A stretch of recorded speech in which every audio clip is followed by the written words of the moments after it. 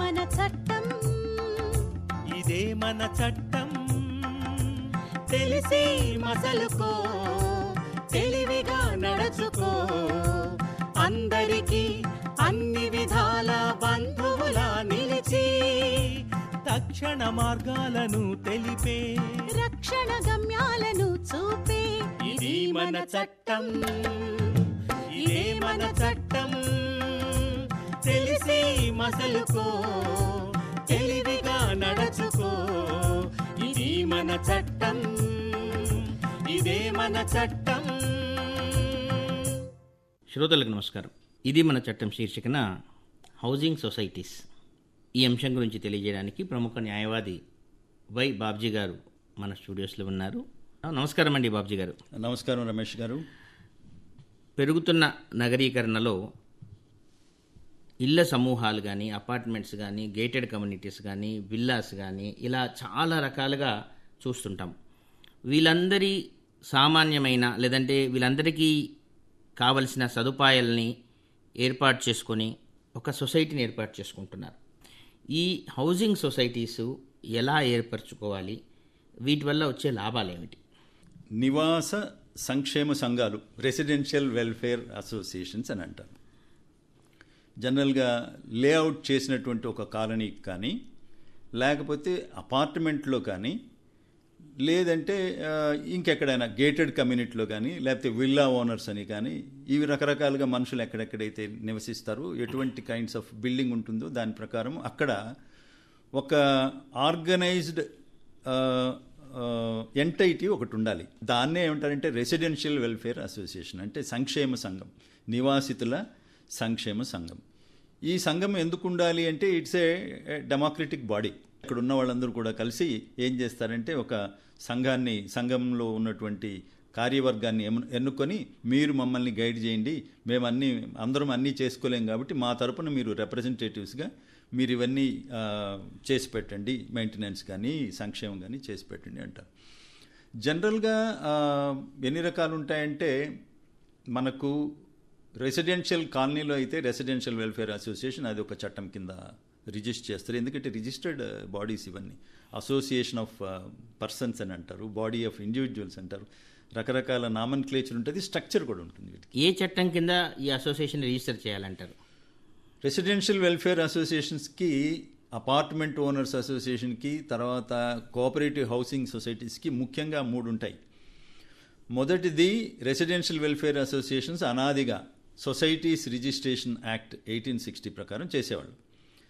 తర్వాత కొంతకాలానికి అదేమైందంటే Andhra Pradesh societies registration act 1350 Fasli అంటే equivalent to 1940-41 financial year. So Fasli is అది పర్షియన్ ఇయర్ అనమాట. దాని తర్వాత societies registration act 2001 Telangana area. తర్వాత ఇంకొకటి, అవి 3 ఒక్క కోవకు చెందినవైతే అపార్ట్మెంట్ ఓనర్స్ అసోసియేషన్ యాక్ట్ అనేది 1987 ఇది ఒకటి. తర్వాత కోఆపరేటివ్ సొసైటీస్ రిజిస్ట్రేషన్ యాక్ట్, అది కోఆపరేటివ్ సొసైటీ యాక్ట్ 1995. ఈ 3 చట్టాల్లో చేస్తారు. తేడా అంటూ ఏమీ లేదు. ముఖ్యంగా లేఅవుట్ ఉన్నటువంటి కాలనీస్కి, ఇండిపెండెంట్ హౌసెస్ ఉన్నో లేదా మధ్యలో అపార్ట్మెంట్స్ ఉన్నో వాటికి జనరల్గా రెసిడెన్షియల్ వెల్ఫేర్ అసోసియేషన్ అంటారు. అపార్ట్మెంట్స్ కనుక ఉంటే వాటిలో అపార్ట్మెంట్ ఓనర్స్ అసోసియేషన్ అంటారు. ఈ రెండిట్లో కూడా ఒకవేళ ఇవి పెద్దవైతే కనుక ఇంకొక ఫార్మాట్ ఏంటంటే cooperative societies, mutually aided cooperative societies. అది స్ట్రక్చరు కొద్దిగా మార్పు ఉంటుంది అనమాట. అక్కడ కొంచెం ఈజీగా ఉంటుంది, ఇక్కడ కొంచెం ఎక్కువ మంది ఉన్నారు కాబట్టి మోర్ స్ట్రింజెంట్ రూల్స్ ఉంటాయి. ఇక్కడ ఏంటంటే మీకు కోఆపరేటివ్ సొసైటీలో దీనిలో కాంట్రిబ్యూషన్స్ ఉంటుంది, పెయిడప్ క్యాపిటల్ ఉంటుంది. వీళ్ళు దీని మీద వాళ్ళకి ఎంత అమౌంట్ ఉందో దాని మీద 8 times కోఆపరేటివ్ బ్యాంక్ వెళ్ళి లోన్ తీసుకొని వీటిని మళ్ళీ అక్కడ ఏమైనా కామన్ ఫెసిలిటీస్ కావాలంటే వాళ్ళు ఎస్టాబ్లిష్ చేసుకోవచ్చు. జనరల్గా బిల్డర్స్ ఏం చేస్తారంటే ఒక కాలనీనో, ఒక అపార్ట్మెంటో, ఒక గేటెడ్ కమ్యూనిటో, విల్లానో కట్టిన తర్వాత ఏం చేస్తారంటే ఆయన he will raise some fund, ఒక చోట బ్యాంకులో పెట్టి ఒక 7 మందిని ప్రమోటర్లను తయారు చేసి వాళ్ళ చేత ఒక రిజిస్ట్రేషన్ చేయించి, whatever is the form ఏదో ఒకటి చేయించిన తర్వాత ఈ డబ్బులు వాళ్ళకి ట్రాన్స్ఫర్ చేసి ఈ లోపల వాళ్ళకి అలవాటు చేస్తారు. వాటర్కి ఇంత రిక్వైర్మెంట్ ఉంటుంది, దీనికి ఇంత ఖర్చు అవుతుంది, సెక్యూరిటీకి ఇంత రిక్వైర్మెంట్ ఉంది, ఇంత ఖర్చు అవుతుంది, ఇది పార్కు, ఇది క్లబ్ హౌసు, ఇది రోడ్డు, ఇది సెక్యూరిటీ సర్వేలెన్స్, ఇది ఎలక్ట్రిసిటీ, ఇది డ్రైనేజ్, దీని కెపాసిటీ, ఇవన్నీ కూడా ఆయన అలవాటు చేసి కొన్నాళ్ళు తర్వాత ఆయన ఎగ్జిట్ అయ్యేటప్పుడు అంటే వెళ్ళిపోయేటప్పుడు వీళ్ళకి హ్యాండ్ ఓవర్ చేసి వెళ్ళిపోతారన్నమాట. ఇది ప్రొసీజర్. బాబ్జీ గారు, మామూలుగా అపార్ట్మెంట్లలో కానీ మీరు అన్నట్టు కమ్యూనిటీ అంటే కాలనీలో ఉన్న వాళ్ళందరూ ఒక సొసైటీ కింద ఫామ్ అయిన తర్వాత ప్రతి నెల స్థిరంగా ఒక మెయింటెనెన్స్ అంటూ నిర్ధారింపబడుతుంది. ఆ మెయింటెనెన్సు, ఈ మేనేజ్మెంటు ఎలా చేయాలి, ఎలా చేస్తే సరైన పద్ధతిలో ఉంటుంది, ఒకవేళ అందులో ఏమైనా తేడాలు వస్తే ఎలా ప్రశ్నించాలి, ఎవరిని ప్రశ్నించాలి? అసోసియేషన్ అనగానే, సొసైటీ అనగానే రిప్రజెంటేటివ్స్ ఉంటారు, కార్యవర్గ సభ్యులు ఉంటారు, కార్యనిర్వాహకులు ఉంటారు, కార్యవర్గ సభ్యులు ఉంటారు. మినిమం 7 ఉంటారు. అంటే 5 మంది ఆఫీస్ బేరర్స్ ఉంటుంది దానిలో. President, vice president, secretary, joint secretary, treasurer. ఈ వీళ్ళు 5 మంది కార్యనిర్వాహకులు. కార్యవర్గ సభ్యులు ఇంకొక 2 తీసుకుంటారు. వీళ్ళు కాకుండా ఒక 4 కోఆప్ట్ చేసుకోవచ్చు కార్యవర్గ సభ్యులుగా. మొత్తం 11 మంది, ఒక ఆడ్ నెంబరే ఉంటుంది ఎప్పుడు. వీళ్ళకి బైలాస్ ప్రకారం, అంటే రిజిస్టర్డ్ బైలాస్ అంటారు వాటిని.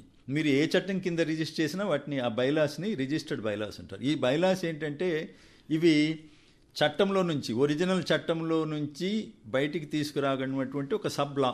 ప్రెసిడెంట్ రోల్ ఏంటి, రెస్పాన్సిబిలిటీ ఏంటి, పవర్ ఏంటి, వైస్ ప్రెసిడెంట్ ఏంటి, సెక్రటరీ ఏం చేయాలి, జాయింట్ సెక్రటరీ ఏం చేయాలి, ట్రెజరర్ ఏం చేయాలి, మెంబర్స్ ఏం చేయాలి, ఇది ఒక పార్శ్వం. వీళ్ళు ఏం చేయాలనేది. ఇంకొకటి, అక్కడ ఏ మేరకు అవసరం వస్తుంది, ఏం ఖర్చులు ఉంటాయి, దాన్ని డివైడ్ చేసి మెంబర్స్ అందరి దగ్గర కూడా, ఓనర్స్ అయితే ఓనర్సు, ఒకవేళ టెనెంట్స్ కానీ ఉంటే టెనెంట్స్ పే చేస్తారు, లేకపోతే ఓనర్ పే చేస్తాడు, ఆ అరేంజ్మెంట్ చేసుకుని బైలాస్ ప్రకారం. వీటన్నిటి కూడా చట్టం. బైలా అంటే కాన్స్టిట్యూషన్.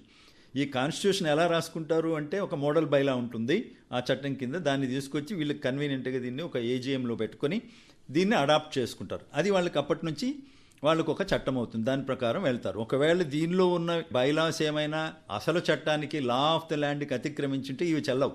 వాటికి అనుగుణంగానే వీటిని అమెండ్ కూడా చేసుకుంటూ ఉండాలి. సో ఈ మెయింటెనెన్స్ అండ్ వెల్ఫేర్, ఇవి 2 ముఖ్యమైనవి.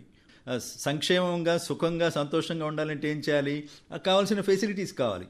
ఆ ఫెసిలిటీస్ని క్రియేట్ చేయడానికి, వాటిని ఫర్దర్ మెయింటైన్ చేయడానికి కావాల్సినటువంటి డబ్బుని డివైడ్ చేసి ఈ సంవత్సరం ఇంత, ఈ సంవత్సరం ఇంత, ఈ నెల ఇంత పీరియాడికల్గా పెంచుకోవడం. సపోజ్ నీళ్లు కొనుక్కోవాల్సి వచ్చింది అనుకోండి, మామూలుగా వసూలు చేసేటువంటి మంత్లీ మెయింటెనెన్స్ కంటే కాస్త ఎక్కువ కొనాల్సి వస్తుంది ట్యాంకర్లు కొంటే. కొత్తగా బోర్ వేశారనుకోండి, పాత బోర్ ఫెయిల్ అయిపోయి దాన్ని అందరూ ఈక్వల్గా పంచుకోవాల్సి వస్తుంది. లిఫ్ట్ రిపేర్ వచ్చిందనుకోండి, లేకపోతే ట్రాన్స్ఫార్మర్ అడిషనల్ లోడ్ కావాల్సి వచ్చింది. ఈ ఫెసిలిటీస్ అన్నిటినీ మెయింటైన్ చేయడానికి వసూలు చేసి కొంత ఎక్స్ట్రాగా కార్పస్ ఫండ్లో పెట్టుకుంటారు. వీటిని వాడుతూ ఉంటారు. ఇది వసూలు చేసే బాధ్యత ఇది. అడ్వకేట్ గారు, డబ్బుల విషయానికి వచ్చేసరికల్లా అందరూ తమ వంతుగా తాము కాంట్రిబ్యూట్ చేస్తుంటారు కాబట్టి ఈ డబ్బు ఎలా ఖర్చు అయింది, ఎందుకు ఖర్చు అయింది అనేది పీరియాడికల్గా ఆడిట్ చేయాల్సిన అవసరం ఉంటుందా? ఖచ్చితంగా. వీళ్ళు ఎలక్టెడ్ రిప్రజెంటేటివ్స్, కార్యనిర్వాహకులు. వీళ్ళు ఈ బాడీ, టోటల్ బాడీ, సంవత్సరానికో 2 సంవత్సరాలకో వాళ్ళకు ఉన్నటువంటి బైలాస్ ప్రకారం వాళ్ళు మారుతుండాలి. ఎలక్షన్ ఇన్ ద సెన్స్ ఖచ్చితంగా ఓటింగే వేయాల్సిన అవసరం లేదు. యునానిమస్ ఎలక్షన్ కూడా ఎలక్షనే, ఓటింగ్ వేసేది కూడా ఎలక్షనే, చేతులు లేపేది కూడా ఎలక్షనే, వాయిస్ రైజ్ చేసేది కూడా ఎలక్షనే. ఇలాగే ఎలక్ట్ అయిన వాళ్ళు సంవత్సరంకో 2 సంవత్సరాలకి చేంజ్ అవుతూ ఉండాలి. That is number 1. రెండోది ఏంటంటే పీరియాడికల్గా సంవత్సరానికి ఒకసారి ఏజీఎం పెట్టాలి. అవసరం అనుకుంటే ఎక్స్ట్రాడినరీ జనరల్ బాడీ మీటింగ్ పెట్టాలి. 45 రోజులకు మించకుండా ఒక్కొక్క చట్టంలో ఒక్కో రకంగా ఉంటుంది. కొన్నేమో ప్రతి నెల ఎగ్జిక్యూటివ్ కమిటీ మీట్ అంటారు, కొంతమంది ఏమో 45 రోజులకో లేకపోతే 3 నెలలకు మించకుండా కలవాలన్నటువంటి దానిలో ఉంటుంది. కాబట్టి బైలాస్లో ఆ రకంగా కలవాలి. ఈ మినిట్స్ అన్ని మీటింగ్ జరిగినప్పుడు మినిట్స్ రాయాలి. పారదర్శకత ఉండాలంటే అకౌంట్స్ సరిగా రాయాలా. అకౌంటబిలిటీ అంటే ప్రతి నెల ఎంత వచ్చింది, ఎంత ఖర్చు పెట్టాం, ఎంత మిగిలింది, ఇది చెప్పాలా. ఇది బాధ్యత ట్రెజరర్ది, సెక్రటరీది. అండ్ సెక్రటరీ బాధ్యత ఏంటంటే కరస్పాండెన్స్ అంతా సెక్రటరీది. ప్రెసిడెంట్ బాధ్యత ఏంటంటే ప్రెసిడెంట్ మొత్తం మీద అజమాయిషి, ఒక గౌరవపదమైనటువంటి పదవిలో ఉంటారు, ఒక పెద్ద మనిషి అయి ఉంటారు జనరల్గా. ఆయన తర్వాత ఆయన లేనప్పుడు వైస్ ప్రెసిడెంట్ మిగతా మీటింగ్లు అవి నిర్వహిస్తూ వస్తారు. ఇవి పీరియాడికల్గా చేంజ్ కావాలా. ప్రతిసారి ఏజీఎం జరిగినప్పుడు ఏజీఎం జరిగిన 10-15 రోజుల లోపల ఎవరి దగ్గర అయితే రిజిస్టర్ చేశామో వాళ్ళ దగ్గరికి వెళ్ళి రిటర్న్స్ ఫైల్ చేయాలి. రిటర్న్స్ ఇన్ ద సెన్స్ ఒక రిపోర్ట్ ఫైల్ చేయాలి. తర్వాత ఇన్కమ్ ట్యాక్స్ కట్టేది ఏంటో ఇన్కమ్ ట్యాక్స్ కట్టాలా, జిఎస్టీ చెప్పాను కదా, జిఎస్టీ కట్టేట్టుకుంటే సర్వీసెస్కి జిఎస్టీ కట్టాలా. ఎవరితోనైనా సర్వీస్ ప్రొవైడర్స్తో సపోజ్ సెక్యూరిటీ ఉందనుకోండి, లేకపోతే సర్వేలెన్స్ కెమెరాస్ ఉన్నాయనుకోండి, వాటిని ఏం చేస్తారు, సెక్యూరిటీ సర్వీసెస్ అవుట్ సోర్స్ చేస్తారు. వాళ్ళకు ఉన్నటువంటి ఎంఓయూలు, అగ్రిమెంట్లో, సర్వీస్ లెవెల్ అగ్రిమెంట్స్ వాటిని రెన్యూవల్ చేసుకోవాలి, వాటిని ప్రాపర్గా మెయింటైన్ చేయాలి, ఈ లిటిగేషన్స్ రాకుండా చేసుకోవాలి, సభ్యులు అడిగినటువంటి ప్రశ్నలకు సమాధానాలు చెప్పాలి, ఆ ప్రకారం చేసుకుంటూ పోవాలి. అంటే మొత్తం మీద సంక్షేమంగా సుఖంగా ఉండడానికి ఈ అసోసియేషన్ ఒక పెద్ద మనిషి పాత్ర వహిస్తుంది. పెద్ద పెద్ద కాలనీలలో అసోసియేషన్గా ఫామ్ అయినప్పుడు ఎవరైనా కొత్తగా కన్స్ట్రక్షన్ చేస్తున్నా కానీ, అక్కడ ఏదైనా అక్రమ నిర్మాణం జరుగుతున్నా కానీ, ఈ అసోసియేషన్ సభ్యులుగా వీరు వాళ్ళని ప్రతిఘటించి లేదంటే కంప్లైంట్ ఇవ్వడానికి అవకాశం ఉంటుందా? ఖచ్చితంగా ఉంటుంది. బాధ్యత, సంక్షేమం గురించి పట్టించుకునేటువంటి సంక్షేమ సంఘమే రెసిడెన్షియల్ వెల్ఫేర్ అసోసియేషనే. అది ఖచ్చితంగా వీళ్ళ డ్యూటీ. వీళ్ళు ఎవరికి చెప్పాలి, ఆ నిర్మాణాన్ని చేపడుతున్న వాళ్ళకి చెప్పాల్సి ఉంటుంది. వాళ్ళు వినకపోతే మున్సిపాలిటీ అథారిటీస్, లేకపోతే ఇప్పుడు మనకు పోలీస్ కానీ హైడ్రా కానీ వాళ్ళకి కనుక ఇన్ఫామ్ చేస్తే వాళ్ళు వచ్చి జీపీఎస్తో చెక్ చేస్తారు. జీపీఎస్తోనో డ్రోన్స్తో చెక్ చేసి ఎంతవరకు అతిక్రమణ పర్మిషన్ ఎంతవరకు ఉందో అది చూసి దాని ప్రకారం వాళ్ళని నిలువరిస్తారు. సొసైటీకి ఉన్నటువంటి అధికారం ఏంటంటే it can sue and can be sued. అంటే అసోసియేషను, వెల్ఫేర్ అసోసియేషను, కోఆపరేటివ్ సొసైటీను, అపార్ట్మెంట్ ఓనర్స్ అసోసియేషను కేసులు పెట్టచ్చు, వేరే వాళ్ళ మీద కేసులు పెట్టించుకునేటువంటి బాధ్యత కూడా ఉంది. కేసులు అన్నారు కాబట్టి గుర్తొచ్చింది అడ్వకేట్ గారు, ఈ అసోసియేషన్ సభ్యులుగా ఉండి అంటే ఆఫీస్ బేరర్స్గా ఉండి వారి విధి నిర్వహణలో జాప్యం చేయడము, లోపం చేయడము, లేదంటే నిర్లక్ష్యం చేయడము లాంటివి గమనించినట్లయితే వారిపైన ఏ రకమైన చర్యలు తీసుకోవచ్చు, ఎలా ఎవరిని అప్రోచ్ కావాల్సి ఉంటుంది? బైలాస్ ప్రకారమే మిస్అప్రోప్రియేషన్, ఎంబెజల్మెంట్ అంటే డబ్బులు అపహరణ, ఆస్తులు దుర్వినియోగము, అధికార దుర్వినియోగము, ఇటువంటివన్నీ ప్రతిదానికి కూడా బైలాస్లో ఏం చేస్తే ఏం జరగాలి. ఫస్ట్ స్టెప్ ఏంటంటే రాతపూర్వకంగానో లేకపోతే మీటింగ్లోనో ఎవరో ఒకరు వచ్చి చెప్తారు. చెప్పిన తర్వాత దాని మీద తర్జన భర్జనలు అయిన తర్వాత మినిట్స్ రికార్డ్ చేస్తారు. అది చాలా కంపల్సరీ. ఏం జరిగింది, అతనికి నోటీస్ ఇచ్చి సంజాయిషి అడుగుతారు. అది అయిన తర్వాత కట్టవలసి వస్తే తిరిగి కట్టాలి, తప్పుకోవాలి. లేదు అంటే పోలీసు వాళ్ళకి కంప్లైంట్ ఇస్తే ఇది మిస్అప్రోప్రియేషన్, పబ్లిక్ మనీ మిస్అప్రోప్రియేషన్ అంటే దుర్వినియోగం కిందకు వస్తుంది. కాబట్టి క్రిమినల్ కేసులు కూడా పెడతారు. దీంతో పాటు కోర్టుకు కూడా వెళ్ళే అవకాశం ఉందంటారా? కోర్టు కూడా ఉంది. క్రిమినల్ కేసులు అంటే ఒకవేళ పోలీసు వాళ్ళు కేసు తీసుకోలేదనుకోండి, అప్పుడు కోర్టుకు వెళ్ళి కోర్టులో కేసులు వేయచ్చు. ఇక్కడ ఏ సొసైటీకి వెళ్ళినా సంక్షేమ సంఘాలకు సంబంధించినటువంటి కేసులన్నీ లోయర్ కోర్ట్స్లో కాకుండా ఒక డిస్ట్రిక్ట్ కోర్టులోనే వేయాలి. ఇంకేదన్నా కనుకైతే హైకోర్టుకి వెళ్ళి డైరెక్షన్స్ తీసుకురావాలి, కానీ అంతకంటే కింద కోర్టులు లేదు. ఒకవేళ కోఆపరేటివ్ సొసైటీనే అజమాయిషీ చేస్తుంది అనుకోండి, అప్పుడు కోఆపరేటివ్ రిజిస్ట్రార్ కొంచెం ఆ స్టాట్యుటరీ పవర్స్ ఉంటాయి, ఆయన దగ్గరికి వెళ్ళాలి. లేకపోతే ఆయన పైన లెవెల్ ఉన్నటువంటి సబ్ రిజిస్ట్రార్ పైన డిస్ట్రిక్ట్ రిజిస్ట్రార్ దగ్గరికి వెళ్ళాలి. అంటే ఏ చట్టం కింద అయితే మనం సంక్షేమ సంఘాన్ని ఏర్పాటు చేసుకుంటామో ఆ సంఘంలోనే కంప్లైంట్ ఎవరికి పెట్టాలి, రిడ్రెసల్ మెకానిజం ఎలా ఉంటుంది, దాని మీద అపెలేట్ అథారిటీ ఎవరు అని దానిలో ప్రతి చట్టంలో ప్రతి బైలాస్లోనూ ఇన్బిల్ట్ అది ఖచ్చితంగా ఉంటుంది. కాబట్టి ప్రతి పౌరుడు ఇలాంటి పరిస్థితి వచ్చినప్పుడు నాకెందుకులే అనుకోకుండా బాధ్యతాయుతంగా తగిన కంప్లైంట్ రేజ్ చేయడము, అడగందే అమ్మాయి నాన్నం పెట్టదంటారు. ఆ విధంగా ఖచ్చితంగా మనకు రావాల్సిన హక్కుని, మనకు జరుగుతున్న నష్టాన్ని ప్రశ్నించాలి, అడగాలి, సరైన సమాధానం పొందాలంటారు. చాలా మంచి విషయాలు తెలియజేశారు బాబుజీ గారు. నమస్కారం. నమస్కారం. ఇది మన చట్టం తెలుసుకో,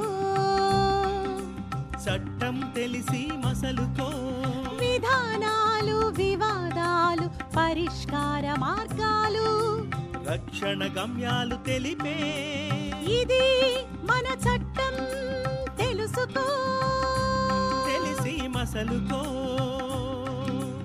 ఇది మన చట్టం తెలుసుకో, తెలిసి మసలుకో.